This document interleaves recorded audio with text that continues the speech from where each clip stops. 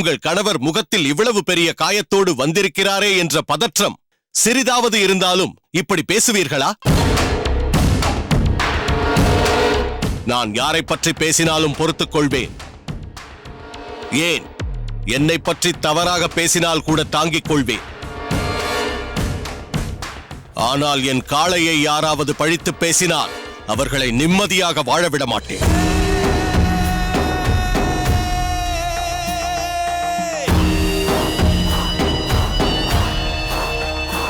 ஆதப்பன் என் காளையை பழித்து பேசி பாகனேரிக்கே ஆபத்தை தேடிக்கொண்டான். இனி என் காளை பாகனேரி செல்வதை எவராலும் தடுக்க முடியாது. சொல்வதை கேள் வல்லத்தரையா. ஜல்லிக்கட்டு என்பது மகத்தான விஷயம். தமிழனுக்கே உரிய வீர விளையாட்டு. தமிழருக்கென்று வகுக்கப்பட்ட 5 வகை நிலங்களில் முல்லை நிலத்திற்கே உரித்தான பெருமைக்குரியது ஏறு தழுவுதல் என்ற ஜல்லிக்கட்டு. கலித்தொகையில் வரும் ஒரு பாடலில் ஒரு தந்தை தன் காளையை மஞ்சு விரட்டில் கொண்டு வந்து நிறுத்தி, இந்த காளையை யார் அடக்குகிறானோ அவனைத்தான் என் மகள் மணப்பாள் என்று சொல்வதை பொறுப்புகள் நல்ஏறு தழுவுவார் அல்லால் திருமகள் மெய்தீண்டல் என்று வருகிறது. அத்தகைய பெருமைக்குரிய ஏறு தழுவுதல் எனும் ஜல்லிக்கட்டு காளையை இப்படி ஒரு ஊரில் உள்ளவர்கள் மீது காரணமே இல்லாமல் ஏவி விடுவது உனக்கும் பெருமை தராது, உன் காளைக்கும் பெருமை தராது. இப்படித்தான் வல்லத்தரையா, நான் எது செய்ய முயன்றாலும் ஏதாவது சொல்லி தடுத்து விடுகிறாள் உன் அக்கா. வல்லத்தரையா, கோபால நாயக்கர் ஏதோ நாட்டின் பிரச்சனையை விவாதிக்க அவசர கூட்டம் போடுகிறார் என்று சொன்னாயே, அதற்கு போக வேண்டாமா?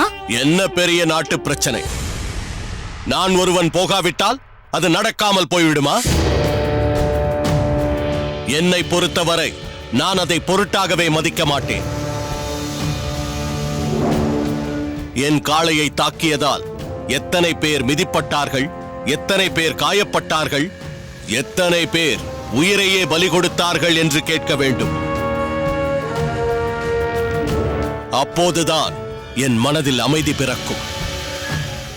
மாமா, நீங்கள் புறப்படுங்கள். வேண்டாம், சொன்னால் கேளுங்கள். உங்கள் தனிப்பட்ட வன்மத்திற்காக ஊரையே அழிக்க நினைப்பது தவறு. இதை உன் தம்பி வல்லத்தரையனிடம் சொல். என்னை பொறுத்தவரை உன்னை விட, ஏன் என்னை விட பட்டமங்கலம் அம்பலக்காரன் வல்லத்தரையனின் ஆணைதான் பெரிது. அதை நிறைவேற்றாமல் திரும்ப மாட்டேன். வருகிறேன் வல்லத்தரையா. செல்லுங்கள் மாமா. பாகனேரியே சின்னாபின்னமாக சிதறடிக்கப்பட்டது என்ற செய்தியோடு வாருங்கள்.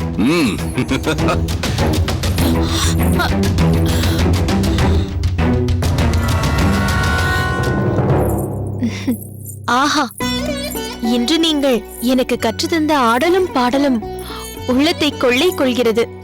ஆமாம், இன்று நீங்கள் பாடியது எதில் உள்ள பாடல்? குற்றால குறவஞ்சி என்ற நூலில் உள்ள பாடல்தான் இது. இந்த நூற்றாண்டில்தான் பண்ணு சிந்து, குறவஞ்சி முதலான இலக்கியங்கள் தோன்றி நடனக்கலைக்கு புத்துயிர் தந்திருக்கிறது. அதிலும் இன்று நான் உனக்கு சொல்லித்தந்த குறவஞ்சி பாடல் ஆடற்கலைக்கு இலக்கணம் வகுத்தது போல் உள்ளன. எப்படி? வசந்தவள்ளி பந்து விளையாடும் வேகத்தை சொல்ல வந்த கவிஞர் என்ன பாடுகிறார்? மனம் முந்தியதோ, விழி முந்தியதோ, கரம் முந்தியதோ என்றல்லவா பாடுகிறார். ஆமாம், நடனக்கலைக்கு அதுதானே இலக்கணம். வழி விழி கரம் செல்ல என்றுதானே இலக்கணம் வகுத்தார்கள். அதனால்தான் இன்று நான் உனக்கு இதை கற்றுத்தந்தேன். கரம் சுழன்று சுழன்று ஆடும்போது மனமும் விழியும் அதில் ஒன்று இருக்க வேண்டும். ஆஹா, அருமையாக சொன்னீர்கள். என் குருநாதர் மகிழும் அளவிற்கு நான் நடனம் ஆடுகிறேனா?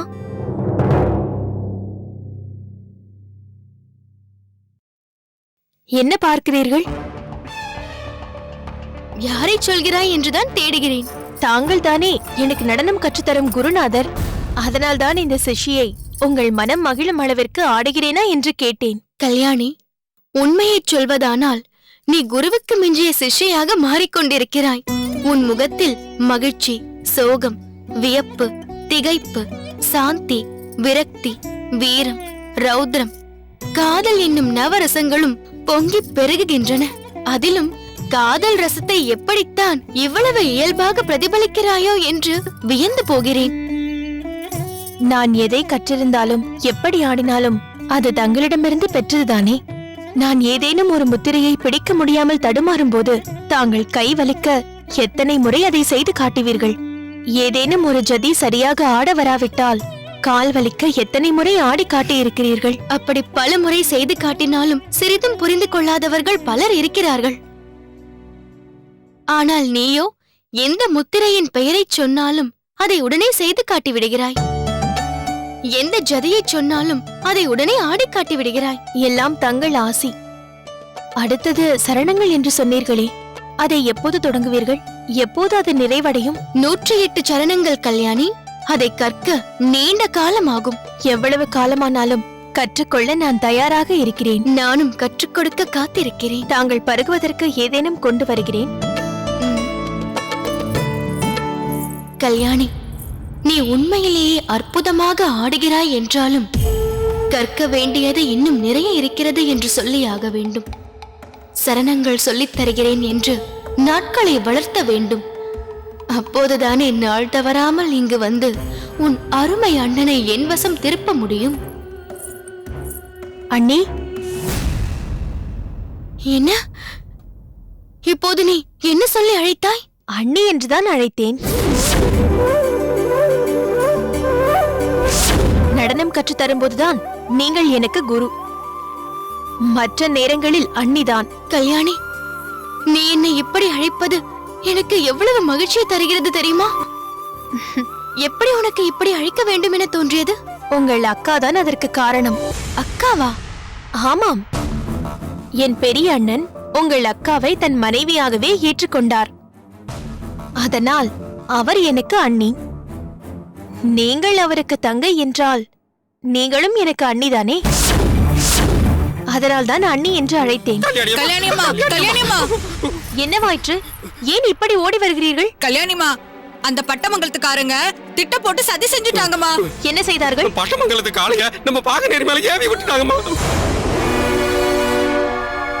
அந்த காலை பாகநேரி நோக்கி சீறி வந்துட்டு இருக்கு. பெரிய அம்பலமா ஊர்ல இல்ல, சின்ன அம்பலமா மேகநாதையா கூட போயிருக்காங்க. இப்ப என்ன செய்யறது? இந்த அக்கிரமத்தை யார் தட்டி கேட்கறது? யார் அந்த காலையை தடுத்து நிறுத்துறது? நான் தடுத்து நிறுத்துகிறேன். கௌதாரி, என் கூண்டு வண்டியை போட்டி வர சொல். காடையண்ணா, நீங்கள் சென்று என் கட்டாரியை கொண்டு வாருங்கள். கல்யாணி, என்ன நினைத்துக் கொண்டு காளையை அடக்க நீ போகிறேன் என்கிறாய்? இது அபிநயம் பிடித்து ஆடும் நடனம் என்று நினைத்தாயா? நடனத்திற்கும் சண்டைக்கும் சம்பந்தம் இருக்கிறது.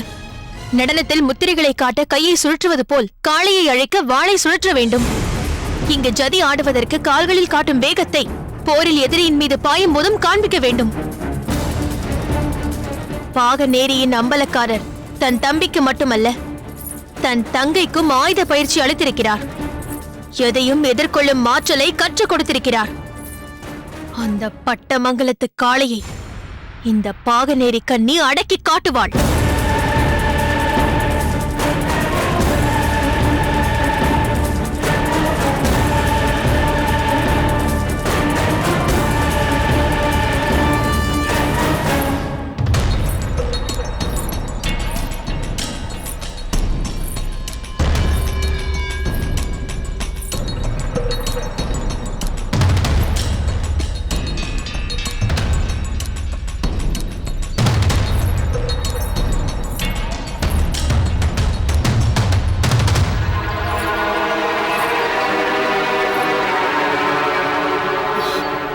வைரமுத்தா,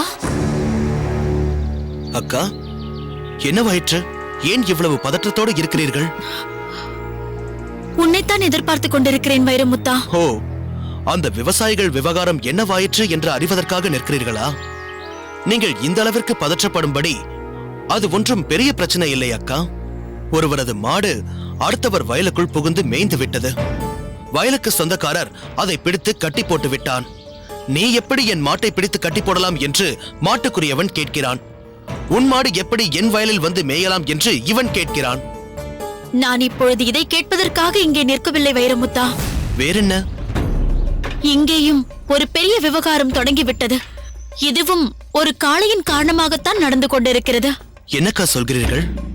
ஆமாம் வைரமுத்தா, உன் அண்ணனே ஆணையிட்டு உன் மாமா நம் ஜல்லிக்கட்டு காளையை பாகனேரி மீது ஏவி விட அழைத்து சென்றிருக்கிறார். இது என்ன விபரீதம்? பொல்லாத காளையாயிற்றே அது. அப்பாவி மக்கள் மேல் ஏன் அதை ஏவ வேண்டும்? அண்ணன் எப்படி இதற்கு சம்மதித்தார்? எல்லாம் உன் மாமாவின் வேலைதான். இல்லாததையும் பொல்லாததையும் சொல்லி சொல்லி வல்லத்தரையனை கோபப்படும்படி தூண்டிவிட்டார். அவனும் ஆத்திரத்தில் பாகனேரி மீது காளையை கட்டவிழ்த்து விடுங்கள் என்று உன் மாமாவிடம் சொல்லிவிட்டான். காளையை எப்போது கொண்டு சென்றார்கள்? இப்பொழுதுதான் புறப்பட்டு சென்றார்கள். காளை எவ்வளவு தூரம் போயிருக்கும்? பாகனேரிக்கு போகும் பாதையை பாதி தூரம் கடந்திருக்கும் வைரமுத்தா. மீதி தூரத்தை கடந்து பாகனேரிக்குள் செல்வதற்கு முன்பு நான் சென்று தடுத்து நமது காளையை திரும்ப அழைத்து வருகின்றேன். நீல் வைரமுத்தா,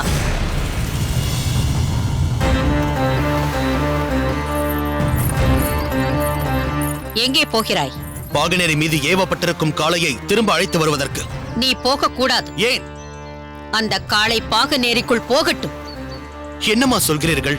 நமது காளை எவ்வளவு மூர்க்கத்தனமானது என்பது உங்களுக்கு தெரியாதா? வழியில் எத்தனை வயோதிகர்கள் இருப்பார்கள், பெண்கள் இருப்பார்கள், குழந்தைகள் அங்கும் இங்கும் நடமாடுவார்கள். அவர்களை எல்லாம் குத்தி கிழித்து விடுமே அந்த காளை. செய்யட்டும், பாகனேரியை அழித்து துவம்சம் செய்யட்டும்.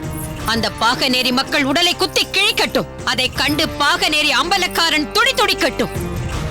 இது முறையில்லை அம்மா, முறையில்லை. அம்மா, வைரமுத்தா, பேசிக் கொண்டிருக்க இப்பொழுது நேரமில்லை. காளையின் நேரம் எத்தனை பேர் உயிரை பறித்திருக்குமோ. அங்கு உயிர்கள் ஊசலாடிக் கொண்டிருக்கும் போது நீ இங்கு நின்று விவாதம் செய்து கொண்டிருப்பது சரியல்ல. சீக்கிரம் போ. சரி. வைரமுத்தா, நான் ஆணையிடுகிறேன், நீ போக கூடாது. அம்மா, உயிரிழப்பு ஏற்பட்டிருக்கும் நேரத்தில் உங்கள் ஆணைக்கு பணிந்து நிற்க முடியாது. இங்கு இந்த ஒரு தாயின் ஆணைக்காக நான் பார்த்து நின்றால் அங்கு பல தாய்மார்கள் தங்கள் பிள்ளைகளை இழந்து தவிக்க நேரிடும். என்னை மன்னித்து விடுங்கள்.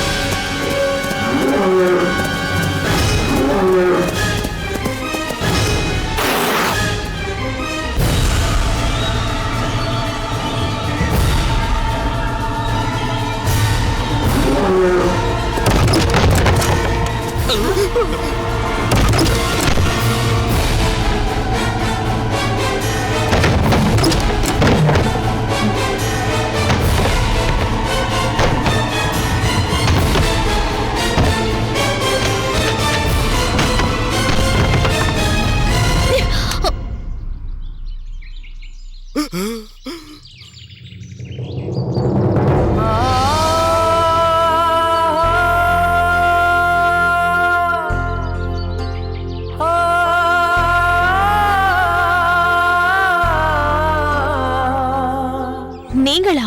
என்னை தவிர வேறு யார் என் கல்யாணியின் கையை பிடிக்க முடியும்?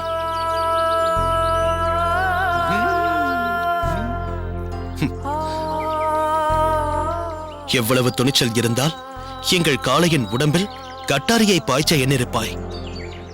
அதே கேள்வியை நான் திருப்பி கேட்டால்? என்ன கேட்கப் போகிறாய்? எவ்வளவு துணிச்சல் இருந்தால் பட்டமங்கலத்து காளையை எங்கள் பாகனேரி மீது ஏவி விட்டு இருப்பீர்கள்? காளை வரவேண்டிய இடத்திற்கு தானே வந்திருக்கிறது.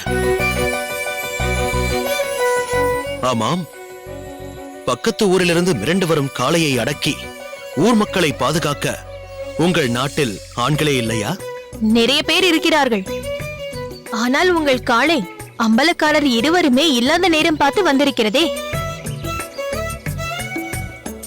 நாம் ஏதாவது செய்து அதனால் பட்டமங்கலத்துக்கும் பாகனேரிக்கும் பிரச்சனை வரக்கூடாது என்பதற்காகத்தான் எங்கள் நாட்டு ஆண்கள் தயங்கி நின்றார்கள். ஓ, அதனால்தான் வீரர்கள் தயங்கி நிற்கும் போது இந்த வீராங்கனை கட்டாரியோடு புறப்பட்டு விட்டாரோ? ஊராள மட்டும்தான் அம்பலக்காரர் குடும்பம். ஆபத்து என்றால் விட்டு விட்டு ஓடி விடுவார்கள் என்று யாரும் சொல்லிவிடக் கூடாதல்லவா? அதனால்தான் நானே புறப்பட்டு வந்தேன். சரி, உன் வீர விளையாட்டெல்லாம் போதும், புறப்பட. என்ன தயக்கம்? கட்டாரி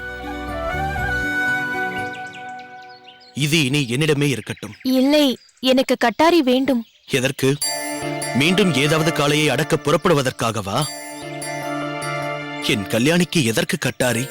ஆ, என் பெரிய அண்ணன் எனக்கு அன்பளிப்பாக கொடுத்தது. அவர் நினைவாகத்தான் இதை வைத்திருக்கிறேன். ஓ, பாகனேரி அம்பலக்காரர் நினைவாக வைத்திருப்பதால் தான் அவரைப் போலவே ஆக்ரோஷமாக கட்டாரியோடு புறப்பட்டு விட்டாயா? இனி இதை என் நினைவாக மாற்றித் தருகிறேன். அப்போதுதான் அன்போடு அமைதியோடு உன்னிடமே இதை வைத்திருப்பாய். உங்கள் நினைவாக மாற்றப் போகிறீர்களா? எப்படி? இப்படி.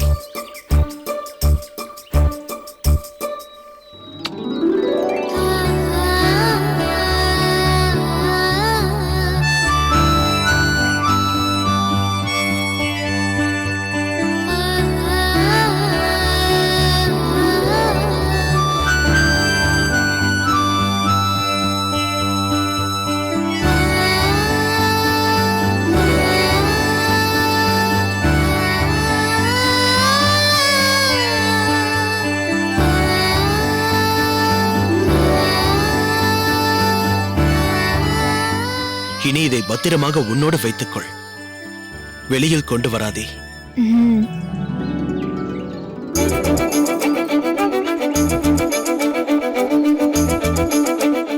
வருகிறேன் கல்யாணி.